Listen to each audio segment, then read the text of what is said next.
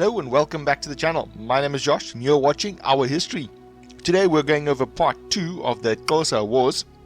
So if you enjoy this, please be sure to like, and if you're new here, consider smashing that subscribe button to catch the whole series. If this isn't your first rodeo and you haven't shown some love to that subscribe button, now is your opportunity. Thank you for watching. The Killing of King Hintsa. Hintsa was the paramount king of the Xhosa Kingdom, revered by all Xhosa-speaking tribes and states in the Cape. His death left a lasting impact in the collective memory of the Xhosa nation. During treaty negotiations, Hintsa was initially promised that his safety would be ensured, but he was soon held hostage and faced immense pressure to provide cattle as restitution. Some sources suggested that Hintsa himself offered to act as a hostage until the indemnity was paid, and even suggested accompanying Colonel Smith to collect Xhosa cattle. Hintsa, the Xhosa king, attempted to escape at the Ngabara River, but was pursued and immobilized with shots through the back and the leg. He was shot in the back of the head by soldier George Southey and had his ears cut off after his death.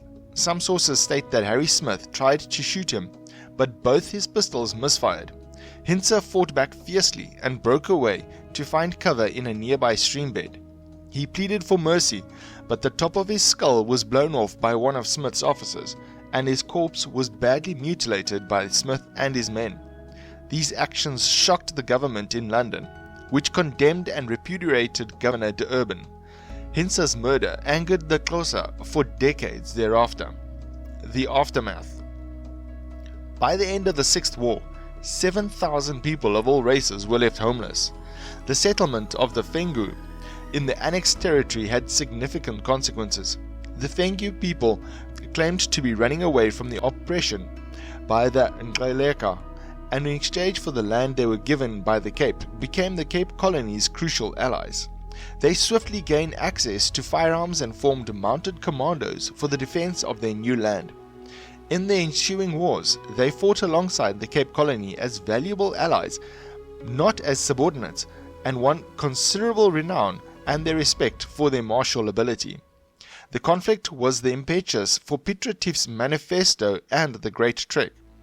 During the conflict, 40 farmers or boers were killed and 416 farmhouses were burned down. Additionally, 5,700 horses, 115,000 head of cattle, and 162,000 sheep were plundered by the Xhosa tribespeople. In retaliation, colonists took or reclaimed 60,000 Xhosa cattle. However, Lord Glenelg, the British Minister of Colonies, repudiated de Urban's actions and accused the Boers of instigating the conflict with their retaliation against the cattle raiders. This caused the Boer community to lose faith in the British justice system. Therefore, the territorial expansion and creation of the Queen Adelaide province was deemed uneconomical and unjust by London, and the province was disannexed in December 1836. The Cape's border was re-established at the Kiskama River, and new treaties were made with the chiefs responsible for order beyond the Fish River. The interlude, Stockenstrom's treaty system. After the frontier war that took place in the Eastern Province, Andries Stockenstrom, the newly appointed Lieutenant Governor, implemented a fresh border policy. His policy included developing formal treaties to secure the border and ensure the return of stolen cattle from both sides, as cattle raiding was a frequent source of conflict. Stockenstroms exchanged diplomatic agents between the Cape Colony and the Xhosa chiefs to act as trusted ambassadors. The governor prohibited colonial expansion into Xhosa land and returned the annexed land to the Xhosa people who were displaced in the previous conflict. This move helped alleviate the overpopulation in Xhosa territories caused by displacement during the war. Overall, Stockenstrom's policy was aimed at maintaining peaceful relations with the Cape Colony and the Xhosa nation. The establishment of a new system in the Cape region brought a decade of peace between the Xhosa people and the frontier settlers. Under the treaty negotiated by Stockenstrom, the Xhosa chiefs honored their commitment to return any cattle raided by their people. Meanwhile, Stockenstrom used this influence to manage the land of the colonists and prevent any further encroachment into Xhosa territory. This led to a level of trust between the two groups, and the Xhosa chiefs holding Stockenstrom in high regard for treating them as equal partners despite having defeated their armies in the past. The treaty system established between the Xhosa and the British settlers in South Africa began to unravel with the arrival of Robert Goldlonton. He led a movement to dismantle the system and allow the seizure of Xhosa lands, using his influence in religious institutions to spread his opinions. The settlers aimed to take advantage of the fertile land and use it for grazing sheep. Goldlonton's actions put huge pressure on the British authorities, and Stockenstrom was eventually dismissed. The new governor, Maitland, abrogated the treaties, which resulted in increased tensions and conflict between the Xhosa people and the settlers. The Seventh War, from 1846 to 1847. The Seventh Xhosa War was also known as the War of the Axe, or the Amatola War, was fought between the British colonizers and the Xhosa people in South Africa from 1846 to 1847. The British deployed imperial troops from London and local burgher forces including Khoi Fengu British settlers and the Boer Commandos, led by Commander-in-Chiefs Andries Stockenstrom. However, tensions between the two groups escalated during the war and ultimately broke down completely. The Xhosa side, the Ngqika, known to the Europeans as the Gaika, were the chief tribe engaged in the war, assisted by portions of the Ndlambe and the Tembu. The Xhosa forces were greater in number, and some of them had by this time replaced their traditional weapons with firearms. Both sides engaged in widespread use of scorched earth tactics. The conflict was also marked by widespread massacre of Xhosa and Tembu people by both British settlers and Fengu auxiliaries.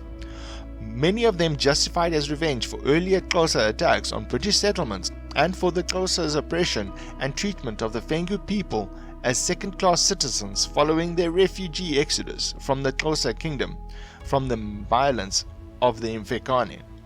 British soldiers generally characterized the Xhosa as treacherous savages and merciless barbarians, stereotypes which were used to justify their violent disposition. King Mngolombane Sandile was a prominent leader of the Ngqika people during the 7th, 8th and 9th Frontier Wars, which took place in South Africa between 1846 and 1878. He played a significant role in these conflicts, which saw an introduction of firearms into Xhosa military tactics. King Sandile was known for his strategic prowess and his ability to lead his forces to numerous victories against the British and their allies. He was revered among the people as a formidable warrior and a symbol of resistance against colonial oppression. However, he was ultimately killed during the 9th Frontier War, leaving a legacy as a Xhosa hero and an inspiration to his people. The background. Tension between farmers and marauders on both sides of the frontier had been brewing since the dismantlement of Stockenstrom's treaty system. Governor Maitland's new system of treaties imposed on the chiefs without consultation, and a severe drought forced desperate Xhosa to engage in cattle raids across the frontier. Furthermore, politician Robert Goldlonton used his newspaper to agitate for Eastern Cape settlers to annex and settle the land that had been returned to the Xhosa after the previous war. The war was ignited by a dispute over a raid where Xhosa raiders attacked and killed Khoi escorts who were transporting a manacled Xhosa chief to Grahamstown. The Xhosa refused to surrender the murderer, and war broke out in March 1846. Initial British setbacks. During the British Xhosa War of 1877 and 1878, the British forces experienced initial setbacks. A British column sent to confront Ngqika chief Mngolombane Sandile was delayed at the Amatola Mountains, and the Xhosa attackers captured a 3-mile-long wagon train carrying the British officers' supply of wine and other supplies. The outnumbered British troops fell back, abandoning their outposts as large numbers of Xhosa poured across the border. The only successful resistance came from the local Fengu, who bravely defended their villages from the Xhosa forces. On the 28th of May 1846, 8,000 Xhosa soldiers attacked Fort Bedi, which was the last remaining British garrison in the area. The British and Fengu troops engaged in a long shootout with the Xhosa army, forcing them to retreat. However, the Xhosa army regrouped and marched towards Grahamtown. They were held up on the 7th of June 1846 when a large army of Ndlambe Xhosa was defeated by General Somerset in the Gwangu, a few miles from Fort Petty. Despite their victory, the British were hampered by drought and were struggling to make progress. As a result, they had to call in Stockenstrom and the local burgher forces to assist them. The local burghers campaign. The local commanders had considerable knowledge of the rough and mountainous terrain and were much more effective. After achieving numerous victories over the XUAN tribe, Stockenstrom led a small group of mounted commandos beyond the colony's border and penetrated the independent Xhosa territories. They quickly advanced towards the kraal of Sarhili, the paramount chief of all the Xhosa, located in the Transkei Xhosa heartland. Their speed prevented the Xhosa forces from engaging them substantially, and they reached Sarhili capital without any significant trouble. In their meeting on the nearby mountain ridge, Paramount Chief Sarhili and his generals, along with Stockenstrom and his commandants Groepe, Moltono, and Brownlee, agreed to an unarmed. However, the meeting was tense initially due to the history between the two sides. Both Sarhili and Stockenstrom had lost their fathers to unarmed attacks in the past. Despite their past conflicts, both men showed each other extreme respect during the meeting. Stockenstrom may demand that Sarhili assumed responsibility for any future Ngqika attacks. In lengthy negotiations, Sarhili eventually agreed to return all cattle and other property that his forces had raided and to withdraw his claims for the Ngqika land to the west of the K, later stage of the conflict. In December 1847, Sir Harry Smith arrived in Cape Town as governor of the colony. He announced the annexation of the region between the Kiskama and the K rivers to British Crown, which had been abandoned earlier by the order of Lord Glenelg. The territory, which was not incorporated into the Cape Colony, was designated as the British Kaffir colony and made a Crown dependency. The capital of the new colony was King William's Town.